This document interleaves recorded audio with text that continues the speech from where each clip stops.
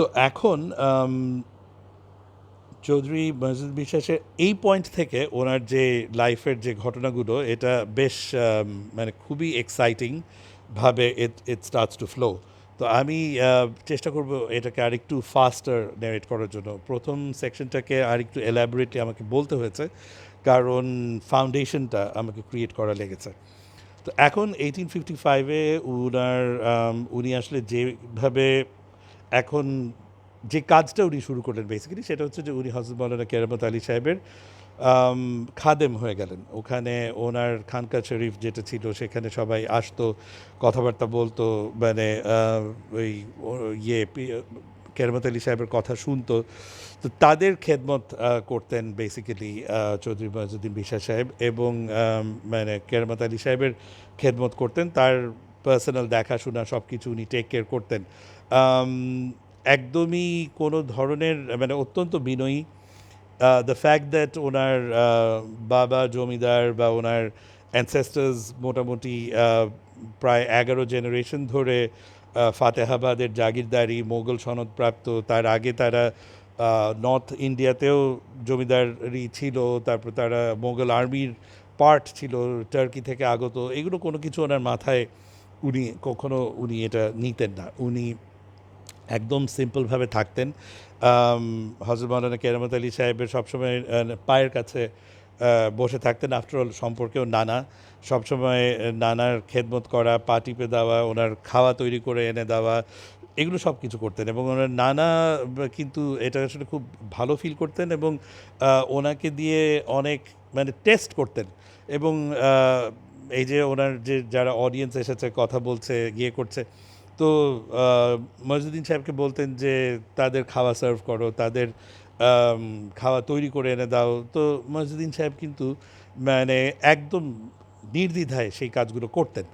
এবং এটা এটা যত উনি করতেন ন্যাচুরালি ওখানে সবাই তত বেশি আরও অবাকও হতো, তত বেশি ওনার প্রতি সবার শ্রদ্ধা বাড়ত, সবাই তাকে আরও আদর করত। এবং মানে হজরত মাওলানা কেরামত আলী সাহেবও ওনার জন্য তখন আরও বেশি মন ভরে ভরে দোয়া করতেন। তো দিস ইজ বেসিক্যালি যেভাবে ওনার লাইফ চলা শুরু করলো। বাট উনি আসলে অনেক এন্টারপ্রাইজিং একটা মানুষ ছিলেন সেই সময় থেকে। তো যার কারণে উনি দেখতেন যে দিনের বেলা মানে ম্যাক্সিমাম সময়ে ওনার এই যেই ক্রাউড বা অডিয়েন্স, এই গ্রুপটা ম্যাক্সিমাম বিকেলে আসে। সবাই আসে, আসরের নামাজ পড়ে ওনার সাথে দরবারে বসে কথাবার্তা বলে, একসাথে মাগরিবের নামাজ পড়ে, রাতে খাওয়া দাওয়া করে একসাথে, তারপরে যায়। দিনের বেলা তেমন কিছু করার নাই। তো তখন উনি নানার কাছে পারমিশন চাইলেন যে আমি আসলে কিছু করতে চাই, কিছু কাজকর্ম করতে চাই, আবার নিজের কিছু ইনকামও হবে, এবং আমি আসলে ভালো ফিল করব। তো তখন নানা সেটার পারমিশন দিলেন। তো তখন উনি রংপুর এলাকার মধ্যে সেই 15 বছর বয়সেই উনি শুরু করলেন একটা খুব ইন্টারেস্টিং ধরনের business, which was fur ahead of his time. And by the time he was 15, he was already he was extremely tall. ওনারা এটা একটু বলে নেওয়া ব্যাপার দরকার আছে যে উনি 6.5 ফুটের মতো লম্বা ছিলেন, এবং ওনার যে ভাইরা ছিল দুজন ভাই ওনার থেকেও টলার। তো 15 বছরেই হি ওয়াজ অলরেডি মানে 6 ফুট প্লাস হয়ে গেছে, এবং অনেক স্ট্রং বিল্ট, এবং ন্যাচুরালি খুব অত্যন্ত ভালো স্বাস্থ্যের অধিকারী ছিলেন। তো যার কারণে আর এই যেটা বললাম যে 6.5 ফুট, এটা কিন্তু আসলে জাস্ট কথার কথা না। ওনার কাপড় চোপড় it doesn't even fit me, আমি পরলে সেটা পুরো গায়ে লুজলি ঝুলে। অ্যান্ড আলহামদুলিল্লাহ যারা আমাকে সামনাসামনি দেখেছেন, you have an idea of how tall I am. তো বেসিক্যালি মানে তো এখন উনি 15 বছর বয়সেই মোটামুটি আমাদের মতো হয়ে গিয়েছেন, এবং continue to grow much more.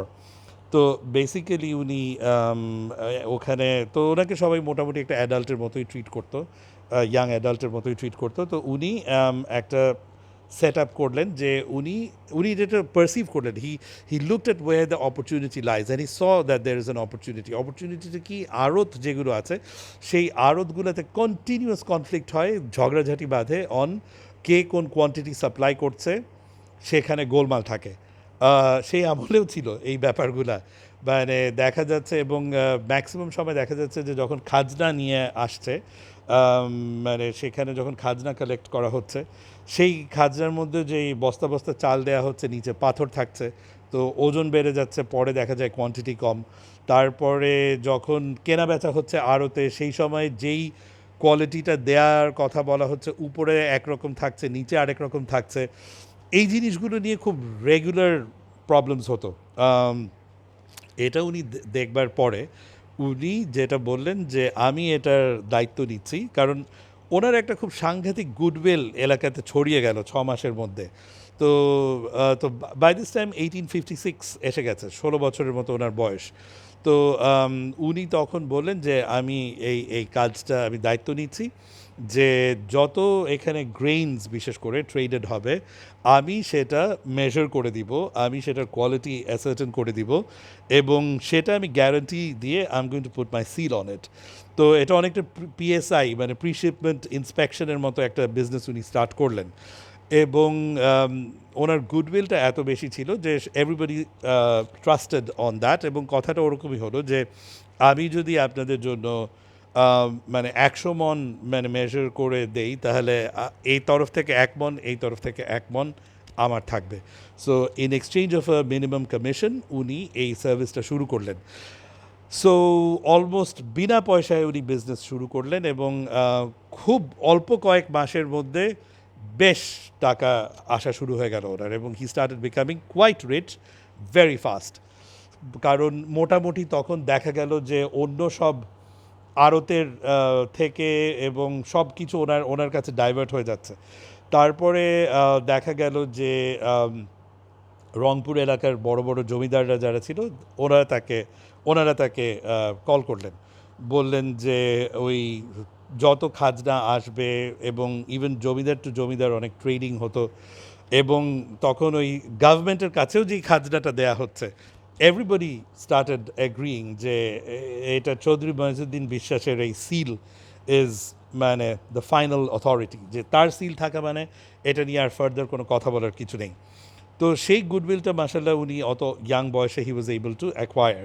তো উনি ওনার মোহর লাগিয়ে দিতেন। তো that's basically what he started doing, and it started getting him lot of money. এবং বাই দ্য টাইম দ্যাট উনি ওই 1856 শেষ হতে না হতে সে বেশ ভালো অর্থের অধিকারী অলরেডি হয়ে গেল। সো এই পয়েন্টে যেটা দেখা গেল আরেকটা প্রবলেম ওই সময় দেখা দাও এই টাইমটাতে ওনার বিজনেসের ট্র্যাজেক্টরিটার সাথে সাথে আরেকটা এরিয়া শুরু হলো। সেটা হচ্ছে ওই পুরো এরিয়াটা নর্থ বেঙ্গল এরিয়াটার মধ্যে সন্ন্যাসী বাহিনী নামে একটা গ্রুপ ছিল, যারা মেঘালয় মাউন্টেন্সে তারা বসবাস করতো, বেসিক্যালি এই ডাকাতের দল। বাট তারা নিজেদেরকে একটু মানে সন্ন্যাসী মানে দাবি করতো, যে তারা একটু উস্কো খুস্কো থাকতো, এবং মানে একটু মানে কথাবার্তা একটু আধ্যাত্মিক কথাবার্তা মাঝে মধ্যে বলতো টলতো, বাট এদিকে তারা এসে পুরো মানে থাউজেন্ডস অফ একর্স মানে জায়গা পুড়িয়ে দিচ্ছে, লুট করে নিচ্ছে, ফসল কেটে নিয়ে চলে যাচ্ছে, মানুষজন খুন করছে। এটা মোটামুটি দেখা যেত যে প্রতি বছরই তারা কয়েকবার এসে এ ধরনের একটা মানে পুরো মানে কেওস অ্যান্ড হ্যাভক রিক করতো। তো মঈজউদ্দিন বিশ্বাস সাহেব উনি প্রথম বছরে এটা 2-3টা এরকম এক্সপিরিয়েন্স করলেন, এরকম অ্যাট্যাক। তো তারপর একবার যেটা হলো সেটা হচ্ছে যে ওই একদম ডাইরেক্ট কেরামত আলী সাহেবের খানকা শরীফ অ্যাট্যাক হলো, এবং সেই সময় উনি একদম ফোরফ্রন্টে চলে আসলেন। এবং উনি তো আসলে খুব হাই লেভেল অফ স্কিল এবং নৈপুণ্য ছিল ওনার। তো উনি বেশ ভালো ডিফেন্স করলেন, এবং জানা যায় যে বেশ কয়েকজনকে সেখানে উনি ঘায়েলও করে দিলেন। এবং উনি মোটামুটি ওনার একার কেরামতিতে উনি মানে কেরামত আলী সাহেবের খানকা শরীফ থেকে এদেরকে ভাগিয়ে দিতে সক্ষম হলেন। এটা দেখবার পরে ওই পুরো এলাকার মধ্যে সবাই খুব অ্যাস্টাউন্ডেড হয়ে গেল তার স্ট্রেংথে, তার এবিলিটিতে। তো এলাকাটা আসলে খুব নিরীহ মানুষজন দ্বারা মোস্টলি কম্প্রাইজড ছিল। তো তারা এরকম একজন পার্সোনালিটি, এরকম একটা নেতৃত্ব দিয়ে এরকম একটা মানে এরকম একটা কিছু করার পরে তারা সবাই তার কাছে র্যালি করলো যে তুমি একটা বাহিনী গঠন করো, আমরা আমরা তোমার লিডারশিপে আমরা একটা রেজিস্ট্যান্স ফোর্স ক্রিয়েট করব, আমরা এরকম তারা আসতেই থাকবে, আমরা এরকম যখন তখন এভাবে অ্যাট্যাক্ট হতে থাকবো, দিস ক্যানট বি। তো উনি তখন young people of that area এবং সারাউন্ডিং ভিলেজেস থেকে উনি ভলেন্টিয়ার্স কালেক্ট করে বেশ লার্জ একটা বাহিনী তৈরি করে ফেললেন, এবং সেই বাহিনী দিয়ে বেশ 2-3টা অ্যাটাক উনি বেশ সাকসেসফুলি রেজিস্ট করলেন, রিপেল করলেন। সন্ন্যাসী বাহিনী ঢুকতেই পারলো না এলাকার মধ্যে। তো আলহামদুলিল্লাহ এগুলোও ওনার লাইফে খুব এক্সাইটিং অ্যাডভেঞ্চার্স। তো এই জায়গাটাতে একটা খুব বড় একটা মজার অ্যাডভেঞ্চার আছে, সেটা হচ্ছে যে মানে আমি ব্যাক স্টোরিগুলো দিচ্ছি, কিছু কিছু জিনিস মানে মোর পপুলারলি জানা আছে, কিন্তু সেটা কিভাবে হলো সেই ব্যাক স্টোরিগুলো এখানে আপনারা খুঁজে পাবেন। পপুলারলি জানা আছে যে দীঘা পটিয়ার মহারাজার মাকে উনিও মা ডাকতেন, এবং সে ময়জুদ্দিন বিশ্বাসকে মানে ছেলের মতো স্নেহ করতেন। কেন এখানে সেই স্টোরিটা? এটা হচ্ছে যে দীঘা পটিয়ার একদম প্যালেসই অ্যাটাক করলো একবার এই ফ্যামিলি মানে এই যে সন্ন্যাসী ট্রাইব, এবং সন্ন্যাসী ট্রাইব অ্যাটাক করে দীঘা পটিয়ার তখন যে রাজা, তার রাজার যে সন্তান, সেই সন্তান খুব ছোট ছিল, সেই ছেলেকে অ্যাবডাক্ট করে নিয়ে তারা সন্ন্যাসী বাহিনী চলে গেল ইয়ের মধ্যে, পাহাড়ে ফেরত চলে গেল রাতের অন্ধকারে, হঠাৎ করে একদম কমপ্লিটলি সারপ্রাইজ অ্যাট্যাক। তো তখন চৌধুরী ময়জুদ্দিন বিশ্বাস এবং ওনার বাহিনীর একটা ছোট অংশ নিয়ে উনি চলে গেলেন, তাদেরকে চেঞ্জ করতে করতে সেই পাহাড়ের মধ্যে উনি চলে গেলেন, এবং ন্যাচুরালি সেখানে কী করলেন না করলেন এত তো আমরা জানতে পারি না, বাট সেখানে ন্যাচুরালি আমরা ধরে নিতে পারি যে অনেক এক্সাইটিং অ্যাডভেঞ্চার, ফাইট টাইট অনেক কিছু হয়েছে। মূল রেজাল্ট হচ্ছে হি কেম ব্যাক, ওই ছেলেকে নিয়ে হি রিটার্নড। তো এটা এসে দীঘাপটিয়ার মহারাজার কাছে এটা মানে তার ছেলেকে সে ফেরত দিয়ে দিল। তো এতে মানে খুব রিসাউন্ডিং একটা মানে প্রশংসা উনি পেলেন, এবং দীঘাপটিয়ার মহারাজা মানে ন্যাচুরালি সে তখন ইন হিজ 40s, তার মা মানে তাকে আর কি বললো যে ময়জুদ্দিন সাহেবকে 30s বা 40s ছিল, ইয়াংই ছিল। তো তার মা ময়জুদ্দিন সাহেবকে বললো যে তুমি আমার ছেলে, তুমি যে যে বাহাদুরি দেখিয়েছো, তুমি যে যা করে দেখিয়েছো, তুমি আমার ছেলের মতোই, এবং আমি সবসময় তোমাকে স্নেহ করব। তো ময়জুদ্দিন সাহেব উনি বললেন যে না, সেটা মানে খুব ভালো কথা, বাট মানে অনেক রকম ফ্যাসিলিটি ইত্যাদি এটা অফার করেছিল, বাট উনি সেগুলো কোনো কিছু দেননি। উনি বললেন যে আপনি দোয়া করবেন, আশীর্বাদ করবেন, দ্যাট ইজ এনাফ। বাট দীঘাপটিয়ার মহারাজা উনি তো রেগে গেলেন, কারণ কোথায় আরও গ্রেটফুল হবে, কোথায় আরও খুশি হবে, বাট উনি একটু জেলাস হয়ে গেলেন যে দিস ইজ নট নাইস, এটা কী হচ্ছে। তো সেখানে আবার ওই স্টোরিটা আবার আমরা এখন একটু পজে দেই, আরেকটা স্টোরি এখানে চলে আসলো। বাই দিস টাইম কিন্তু হয়ে গেছে 1857, 1857 সিপাহী বিপ্লব শুরু হয়ে গেল অল ওভার বেঙ্গল। সিপাহী বিপ্লব এটা ছড়াচ্ছে, বিহারে এটা খুব স্ট্রংলি ছড়ালো, বেঙ্গলে এটা খুব স্ট্রংলি ছড়ালো, উত্তরপ্রদেশের দিকে এটা স্ট্রংলি ছড়ালো। ইনফ্যাক্ট ঝাঁসি কি রানী যে স্টোরিটা, এটা কিন্তু ওই ইয়ের সময় সিপাহী বিপ্লবের সময়কারই ঘটনা। তো ঝাঁসি was one of the main places যেখান থেকে এটা স্প্রেড করলো। Bengal became a major epicentre এই সিপাহী বিপ্লবের। তো চৌধুরী ময়জুদ্দিন বিশ্বাস আসলে দেখলেন যে ওনাদের এলাকাতে আসলে বেশ কিছু সিপাহী গ্রুপ যারা ধাওয়া খাচ্ছিল ফ্রম দ্য ব্রিটিশ মানে ইস্ট ইন্ডিয়া কোম্পানির আর্মির কাছ থেকে ধাওয়া খেয়ে তারা ওই এলাকাতে এসে লুকিয়েছিল। তো তখন উনি তাদেরকে শেল্টার দেওয়ার জন্য, প্রোটেকশন দেওয়ার জন্য উনি ব্যবস্থা করলেন। তো তাদেরকে ডিফেন্ড করতে যেয়ে তখন উনিও জড়িয়ে পড়লেন এই এই এই জিনিসটার মধ্যে।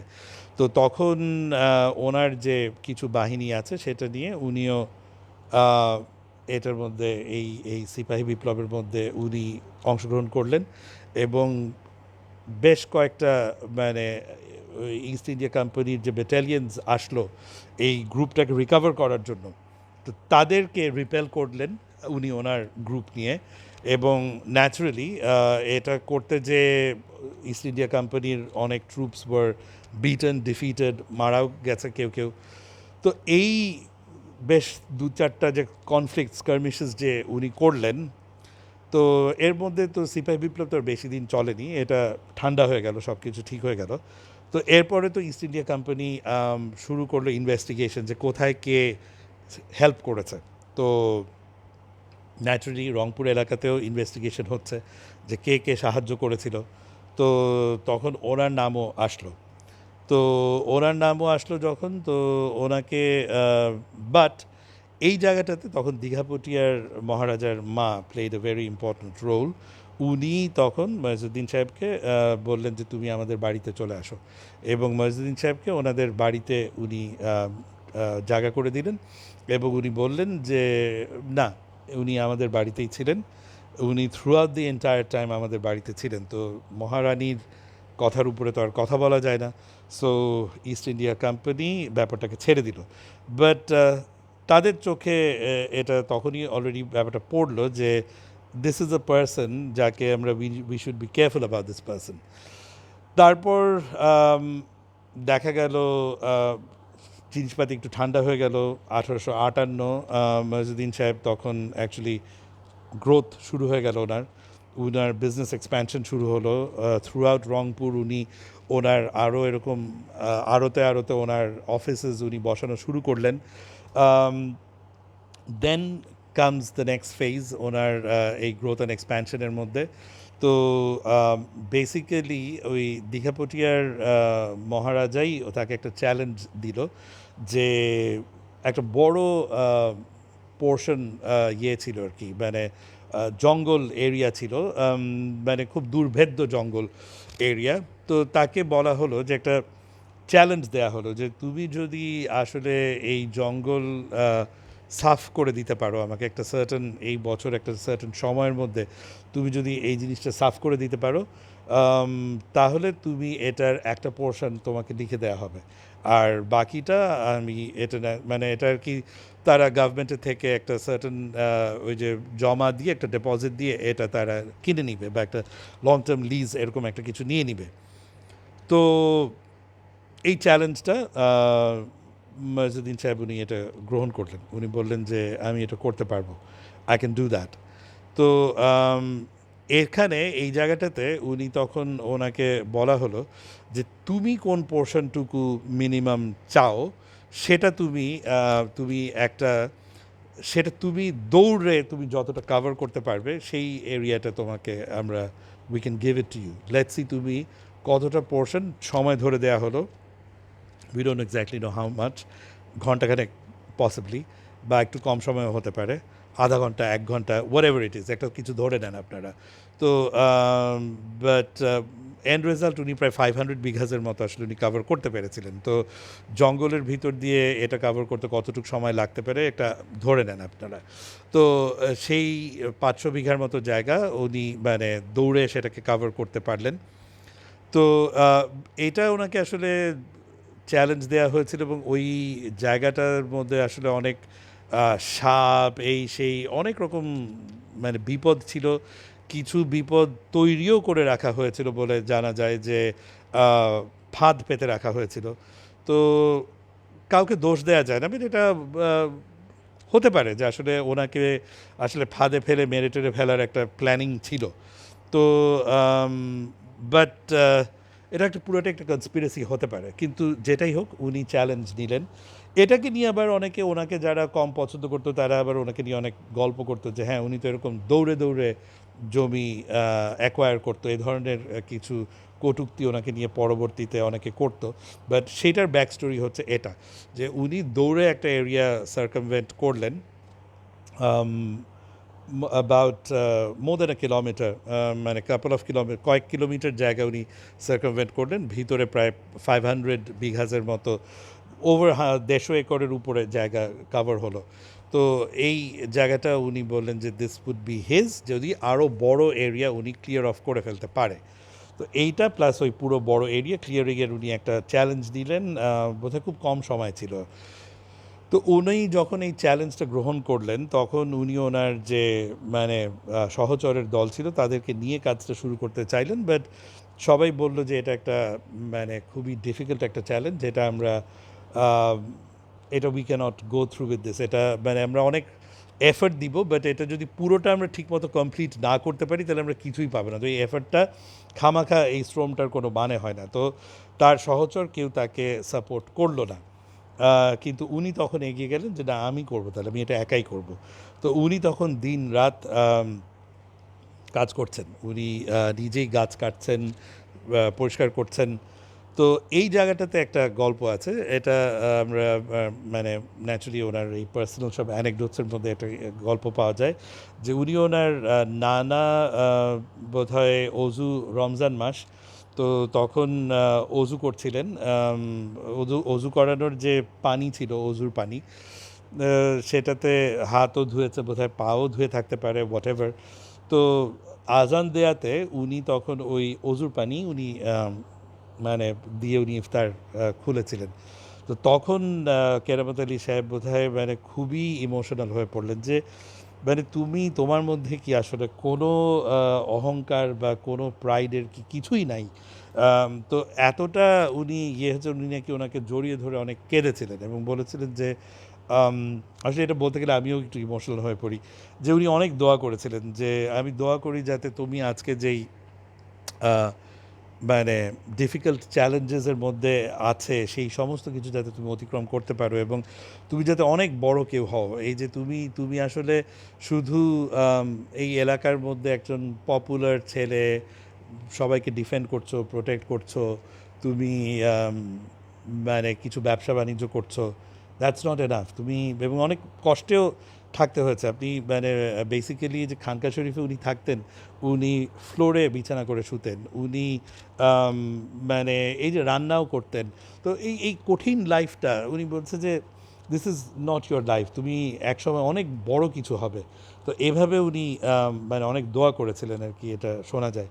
তো যেই হোক, তো দেখা গেল যে গ্র্যাজুয়ালি মানুষ যত এসে দেখা শুরু করলো যে ওমা এটা কি, উনি তো আম, পেরে যাচ্ছে, মানে 50-100টা করে গাছ উনি নিজেই কাটছে, মানে প্রচণ্ড শক্তি ছিল এবং কুড়াল দিয়ে 8টা-10টা স্ট্রোকে একটা গাছ ফেলে দিচ্ছে। তো মানে এরকম জিনিস যখন মানুষ এসে দেখছে যে ও মাই গড, মানে he is actually doing it. তো তখন উনি তো অফার করেছিল যে তোমরা যারা আমার সাথে এই কাজ করবে, তোমরাও এই ল্যান্ডের থেকে আমি তোমাদেরকেও শেয়ার দিব। তো তখন তারা দেখলো যে এটা তো আমরা এই লসে পড়ে যাব। তো তখন তার সহচরদের মধ্যে অনেকে এসে এসে তাকে কাজে সাপোর্ট করা শুরু করলো এবং তখন ন্যাচুরালি স্পিড আরও অ্যাক্সেলারেট করা শুরু করলো। তো ইভেনচুয়ালি হি সাকসিডেড। এটা উনি হি সাকসিডেড এবং উনি ওই পুরো এরিয়াটা, পুরো area was more then couple of 1000 acres, and উনি ক্লিয়ার আপ করে সব কিছু মানে ক্লিয়ার আপ করে ফেললেন।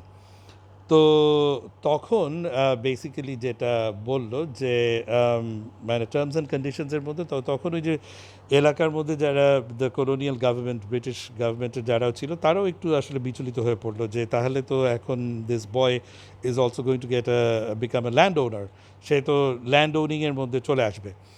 সো তখন তারা জিনিসটাকে আরেকটু ডিফিকাল্ট করে দিল। তারা বলল যে না, এটা তোমাকে আসলে কিনতে হবে। তো এখানে মহিউদ্দিন সাহেব উনি যখন ওই দীঘাপটিয়ার রাজার সাথে একটা ডিল করেছিল, তো উনি একটা জিনিস ডিলের মধ্যে উনি বলে নিয়েছিল যে আমি এই জমি পুরো আপনার জন্য, আপনাকে আমি রেডি করে দিচ্ছি, জমি আপনাকে দিয়ে দিচ্ছি, জমি থেকে যা পাবো সেটা আমার। তো এটা বলছে যে, তো এটা আসলে ওই দীঘাপটিয়ার রাজা ভাবলো জমি থেকে আর কী বা পাবে, জমি এটা জঙ্গল, মানে he wasn't very far cited. তো জমি থেকে যেটা চৌধুরী মহিউদ্দিন সাহেব পেয়েছেন, হাজার হাজার গাছের কাঠ। তো মানে দীঘাপটিয়ার রাজা went back on his word, didn't want to give the ওই ওনাকে ওনার প্লটটা। তো উনি তখন যেটা করলেন, মহিউদ্দিন সাহেব, উনি এই কাঠের ব্যবসা শুরু করলেন। উনি কাঠ মানে ইমিডিয়েটলি সমিল স্ট্যাবলিশ করলেন এবং উনি কাঠ, যে এতগুলো গাছ যে উনি ইয়ে করলেন, উনি কাঠের বিজনেস শুরু করলেন। এই কাঠের বিজনেস থেকে উনি যে হিউজ একটা মানে এটা তো উনি আসলে কোনো পে করতে হয়নি, তো যাই পায় তাই প্রফিট। তো এখান থেকে যে উনি হিউজ প্রফিট পেলেন, সেই প্রফিট দিয়ে উনি আসলে ওই 150 একর্স না আরও প্রায় half of what he actually cleared উনি পে করে কিনে নিলেন। তো এই শুরু হয়ে গেল ল্যান্ড অ্যাকুইজিশন অ্যারাউন্ড 1858-ish।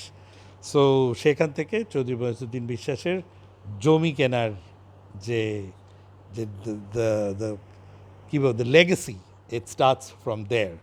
তো সেখান থেকে উনি জমি কেনা শুরু করলেন, জমি কিনে ফেললেন। ইমিডিয়েটলি উনি কিছু ইন্টারেস্টিং জিনিস শুরু করে ফেললেন।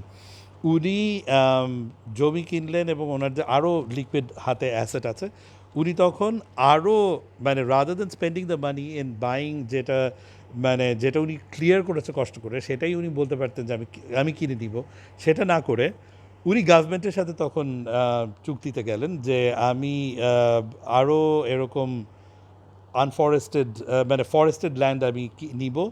নিয়ে উনি একদম প্রপার অ্যাগ্রো ফরেস্ট্রি শুরু করলেন, যে আমি ল্যান্ড আমি নিব, নিয়ে আমি ক্লিয়ার অফ করব, সার্টেন পোর্শন আমি গভর্নমেন্টের জন্য আমি অ্যাভেলেবল করে দিচ্ছি, সার্টেন পোর্শন আমি নিয়ে নিব, at a very small price আমি এই ল্যান্ডগুলো অ্যাকোয়ার করব। সেই যেটা উনি ওনার জন্য অ্যাকোয়ার করে ফেলছে, সেই পোর্শনের আবার একটা পোর্শন মানে এখানে অ্যাগ্রিকালচার শুরু করে এটার কোয়ালিটি উনি হাই করে ফেলছে, প্রাইস হাই করে ফেলছে, সেই পোর্শনের একটা পোর্শন আবার উনি বিক্রি করছেন। সেটার যেই টাকা পাচ্ছে সেটা থেকে উনি আবার আরও ফরেস্টেড ল্যান্ড উনি আরও হিউজ কোয়ান্টিটিতে thousands of acres of forested land উনি নিচ্ছেন, এবং ওরকম একটা ডিলে যে সেটার আবার কিছু পোর্শন উনি গভর্নমেন্টকে ছেড়ে দিবে, কিছু পোর্শন উনি নিয়ে নিবে। সেই জন্যেই অনেক কম প্রাইসে উনি এই জায়গাগুলো নেওয়া শুরু করলেন, পারমিশন পেলেন। সো এরকম একটা ডিল করে এবং উনি আবার he was very environmentally conscious as well, so যার কারণে বললাম অ্যাগ্রো ফরেস্ট্রি। যেই জায়গা থেকে উনি আবার মানে ওনার কাঠের বিজনেসের জন্য উনি কিছু জায়গা যে উনি গাছগুলো কেটে ফেলছেন, কিছু পোর্শন উনি অ্যাগ্রিকালচারে নিচ্ছেন, কিছু পোর্শন উনি আবার রিসাইক্লিংয়ের জন্য আবার he sowing the seeds of trees, যে 10 বছর পরে এই প্লট থেকে আবার কাটার মতো গাছ এসে যাবে। আরেকটা প্লটে উনি আবার মানে এমনভাবে দিচ্ছে যে তার 1 বছর পরে সেটা কাটা যাবে, তার 1 বছর পরে সেটা কাটা যাবে। এভাবে করে উনি অ্যাগ্রো ফরেস্ট্রি শুরু করে ফেললেন। এগুলো শুরু করছেন, এই শুরু করতে করতে 1859 চলে আসলো।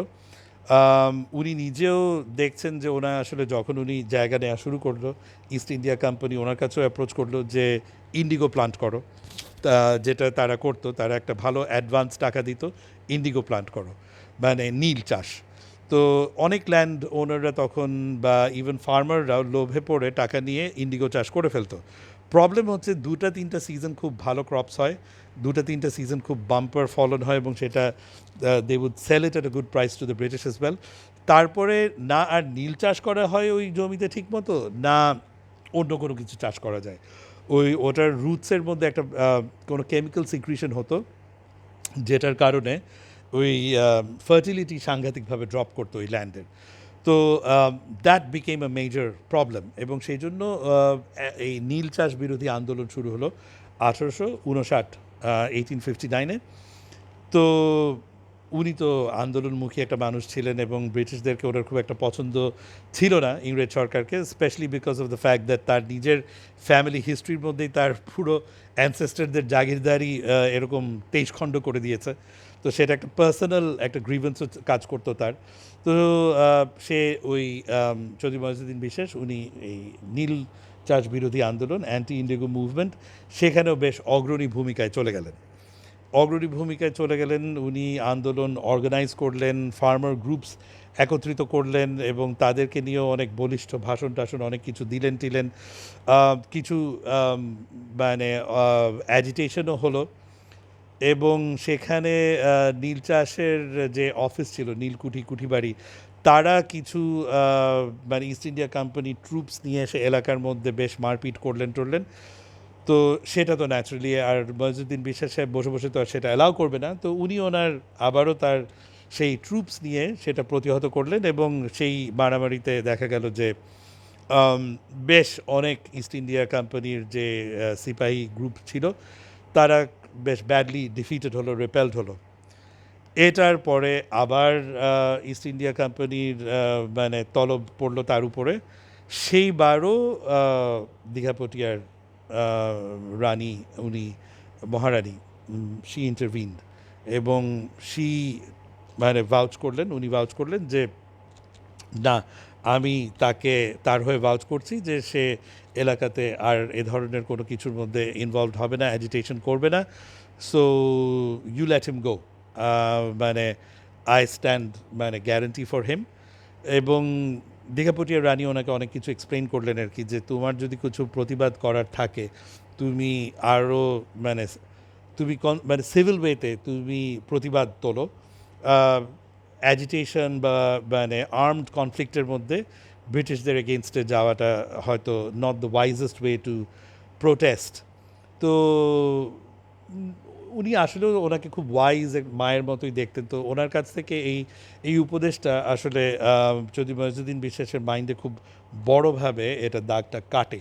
এবং এটার অ্যাকচুয়ালি মানে ফলশ্রুতিতে কিন্তু he got into politics এবং উনি মানে he played a huge role in the creation of politics in this country. তো সেটা সামনে গল্পতে আসছে। তো তারপরে চৌধুরী মইজুদ্দিন বিশ্বাস বেসিক্যালি উনি মনোযোগ দিলেন in buying land, expanding business. এবং তো ওনার অ্যাগ্রো ফরেস্ট্রি শুরু হয়ে গেল, কাঠের বিজনেস শুরু হয়ে গেল, ওনার ওই যে মেজারমেন্ট, প্রি শিপমেন্ট ইন্সপেকশন, সেই বিজনেস তো চলছেই। তারপরে উনি নিজেই আড়ত দিলেন, যেখানে he himself becomes a mass scale trader north বেঙ্গলের মধ্যে। যে উনি শুধু মেজারই করতেন না, ওনার নিজের থ্রু দিয়েও ট্রেডিং হতো হিউজ কোয়ান্টিটিস। তারপরে উনি ফিশারিজের মধ্যে চলে গেলেন। আগে শুধু মানুষ নদীতে গিয়ে মাছ ধরতো প্রপারলি, বা নিজের পুকুরে কিছু মাছ ছাড়তো, পোনা ছাড়তো, মাছ ধরতো। এটা যে একটা ব্যবসা, এটা যে আসলে মাছ একটা বিরাট পরিমাণে কাল্টিভেট করা যাবে, সেটাকে তুলে এনে সেটা বাজারে এনে বিক্রি করা যাবে, এই ব্যাপারগুলো আসলে খুব একটা প্রিভেলেন্ট ছিল না। আগে যার যার মাছ নিজে গিয়ে ধরে আনতো। তো উনি মানে ফিশারিজকে একটা ম্যাসিভ বিজনেসের রূপ দিলেন নর্থ বেঙ্গলে। তো উনি প্রচুর বিল এরিয়া, হাওড় এরিয়া, এগুলো উনি কেনা শুরু করলেন। এবং তো যার কারণে আসলে ওনাকে বলা হতো উনি হচ্ছে জলের জমিদার, জলের দ্বার। তারপরে আবার কেউ কেউ একটু কটূক্তি করে বলতো যে উনি তো ঘাসের জমিদার। এই জন্য বলতো কারণ উনি প্রচুর ঘাসের জমি কেনা শুরু করলেন। বিকজ উনি উনি অনেক রিসার্চ অ্যান্ড ডেভেলপমেন্ট করে উনি বের করলেন যে লটা ঘাস নামে একটা পার্টিকুলার টাইপের ঘাস আছে। এই ঘাসটা যদি গরুকে আরও কিছু জিনিস, ওই হেকিমি চিকিৎসার থেকে কিছু জিনিস মিলিয়ে টিলিয়ে কিছু মাল মশলা তারপরে যদি গরুকে খাওয়ানো হয়, তাহলে গরুর মিল্ক প্রোডাকশন অনেক বেড়ে যায় এবং সেই দুধের ফ্লেভারও অনেক ভালো হয়। এই জিনিসটা উনি মোটামুটি প্রমাণ করে দেখালেন এবং তারপরে ইট বিকেম ভেরি পপুলার। তো উনি এই ঘাসটাকে রীতিমতো এক্সপোর্ট করা শুরু করলেন অল ওভার ইন্ডিয়া। কয়েক হাজার নৌকা এবং বজরা ভরে ভরে উনি এই ঘাস মানে প্রতি সিজনে পাঠানো শুরু করলেন। তো এটা একটা বিরাট ব্যবসার আকার ধারণ করে গেল। এবং যার কারণে উনি হাজার হাজার একর জমি কেনা শুরু করলেন, যেখানে উনি শুধু এই লটা ঘাস কাল্টিভেট করা শুরু করলেন। তো প্রথমে উনি যখন এরকম ঘাস জমি কিনছেন এবং ঘাস মানে ওখানে তৈরি করছেন, তো তখন ন্যাচুরালি সবাই তাকে হাসাহাসি অনেকে করা শুরু করেছিল। তো তখন কিছু কটূক্তি করতো, ঘাস বেচা জমিদার, ঘাস বেচা জমিদার। তো সবাই অবাক হয়ে গেল যে ঘাস বেচে উনি এত টাকা করে ফেললো। তো উনি যেটাই উনি ধরতেন, এটাই ইট ওয়াজ বিকামিং ইনটু সামথিং ফ্যান্টাস্টিক। এটাই ছিল something very interesting about him. তো উনি তারপর পাটের ব্যবসায় আসলেন। তো হি স্টার্টেড কাল্টিভেটিং জুট। তারপরে হ্যান্ডিক্রাফটসে চলে আসলেন। সেই জুট দিয়ে উনি নানান প্রোডাক্টস বানানো শুরু করলেন। তো হ্যান্ডিক্রাফটসে চলে আসলেন, কাঠের শিল্পে চলে আসলেন, জুটের অনেক প্রোডাক্টস বানানো শুরু করলেন, ফিশারিজে চলে আসলেন, বিজনেসে চলে আসলেন। তো বেসিক্যালি মানে through out the 1860s he started growing like anything. এবং নর্থ বেঙ্গলের সাইডে যেখানেই যখন কোনো অকশন হতো, যেখানেই কোনো এস্টেট নিলামে উঠছে উনি কিনে ফেলতেন। তো he started growing like anything. তো নর্থ বেঙ্গলে খুব অল্প সময়ের মধ্যে উনি প্রায় 15 থেকে 20টা স্টেটের অংশ বা পুরো স্টেটই উনি কিনে ফেলা শুরু করলেন, একদম লক স্টক অ্যান্ড ব্যারল।